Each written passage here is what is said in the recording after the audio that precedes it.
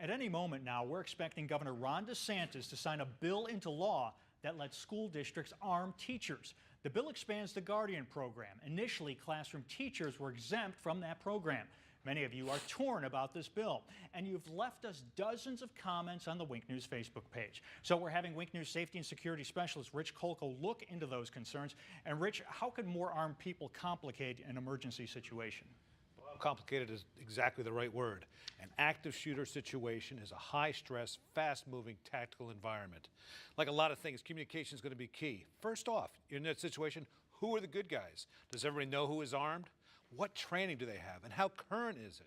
Okay, the first thing officers are going to do is set up a perimeter outside. Do they know who's armed inside? Radios, frequencies, what's being used? Is backup coming? As you can see, there is no shortage of potential problems. I spoke to a retired FBI agent about this. So in an active shooting situation, it can become very chaotic. If you see someone with a gun, you might automatically think that's an enemy. That's the active shooter. But instead, it might be an undercover police officer or a teacher that you don't know or haven't met yet. So, Rich, what are the training requirements to become proficient at this? Well, the law specifies what some of the training requirements are, but we had a thing we liked in the FBI. We said certified does not equal qualified. So just going through the training doesn't mean you're really fully ready to go. They require 144 hours of training. That's a great start, but what happens after that? Okay, tactical law enforcement teams train for this kind of operation regularly and in realistic situations, not just shooting paper.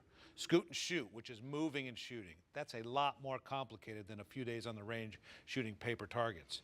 In this case, it'd be shooting under pressure, target identification, lots of kids running around, weapons retention. Law enforcement goes through a lot on just how to hold your gun.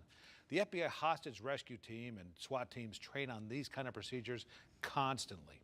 So who's going to decide who's in charge? Is it the SROs? Will all school procedures be exactly the same? I also asked Bret Hood, and he had some thoughts on this.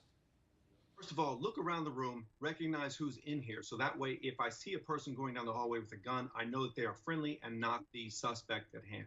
Second is I would tell them to monitor your area. Stay in your classroom. Protect your students. Don't go out actively looking for the shooter. Let the police and the professionals handle that.